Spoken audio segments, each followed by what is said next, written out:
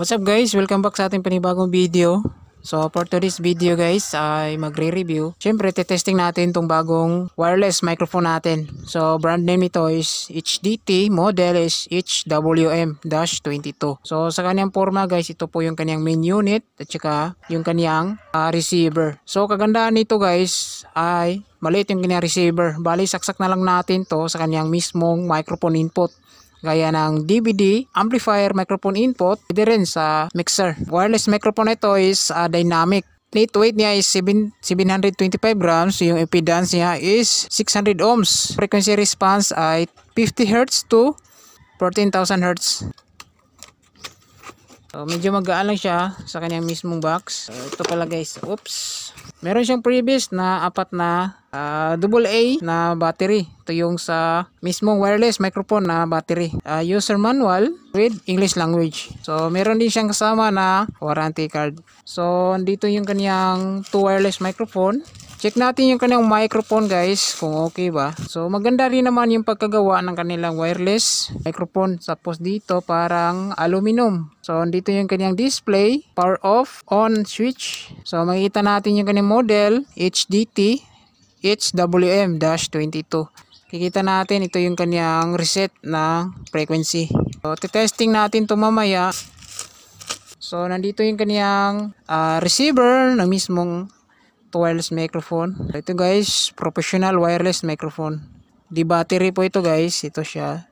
Bali dito lang natin kabit yung battery. Dito yung PL jack pin na saksak natin sa DVD, microphone input. Pwede rin sa ating amplifier direct. Pwede rin sa ating mixer kapag ginagamit natin sa ating sound events. So dito yung kanyang power switch on off. So dito rin yung kanyang DC 5 volts na charging pin. Siyempre ito yung kanyang frequency signal ng wireless microphone. So dito guys, check natin baka merong previous na battery dito. So ito naman yung kanyang cable wire para sa charging, no. So kakabit lang natin to sa charger ng cellphone. Tapos yung dulo is kakabit natin dito.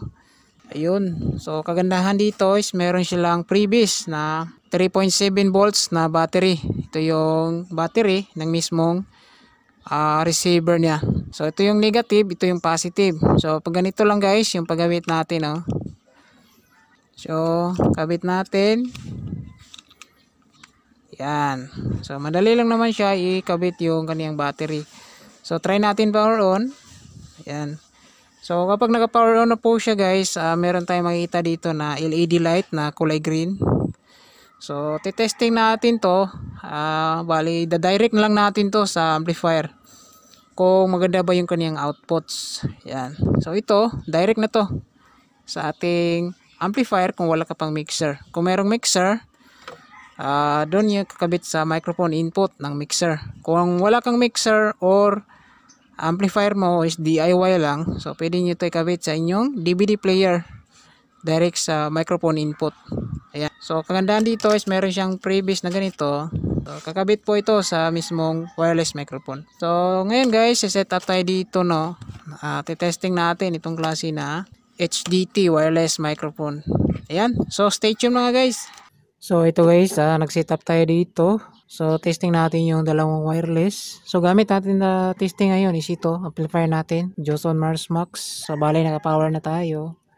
So ito guys, yung receiver natin, power on natin to. So ito guys, kabit na natin. So pili lang kayo guys kung saan yung input yung ikabit. Basta sa microphone input nyo, isaksak itong receiver nito. So testing tayo. So distance tayo para masukat natin yung haba ng frequency niya. Yan. So ito.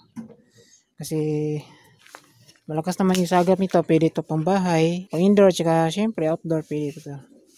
Check natin yung isa. Yan. So meron ng audio. Check natin, no? Check A. Check 1, 2, A. Check A. Check.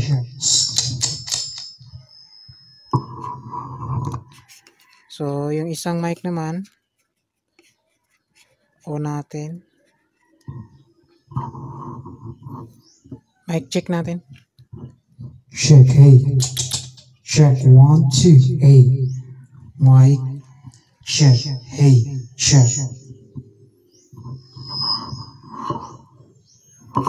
So dito tayo, distance muna tayo sa kaniyang receiver kung mahaba yung pick up. So dito tayo sa ating sounds.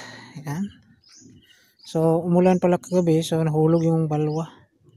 Dito tayo guys. Check natin yung distance kung aabot ba dito. Check natin. Check, hey. 1, 2, hey. Mic. Testing. Check, hey. So okay din naman guys. Malakas yung sagap ng signal.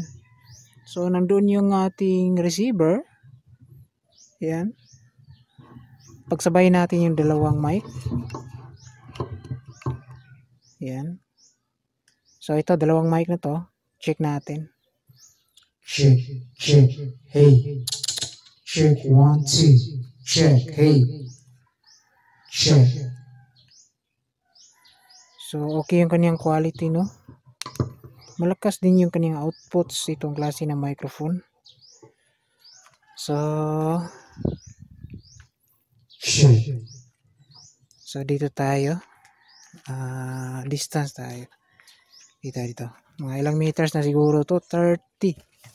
40. Dito. Check, hey. Check, 1, 2. Yan. So, malakas guys. Mahaba din yung pick up niya. Dito tayo sa malayo. Check, hey. Check. Testing. Check. Mic check. So, taas yung sagap niya, no? 40 meters. 50 tayo. Mga 50 meters. Check natin. Dito. Medyo malayo na to guys sa receiver. Mic check natin. Check. Check. 1, 2. Check.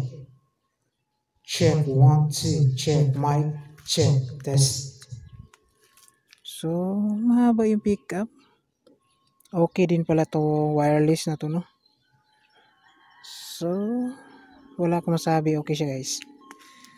Yan. Sa mga ginagamit sa mga sound events, pang outdoor, so hindi ka naman pumunta ng malayo, no? Pero okay din siya sa malayo guys. Yan. Kahit maliit yung kanyang receiver, syempre sa indoor, pambahay, so okay din talaga kasi malapit lang yung receiver sa microphone. So dito okay siya guys. Maganda yung kanyang quality. Malinis. Syempre malakas. So dito. Check. Check. 1, 2. Check. Yan.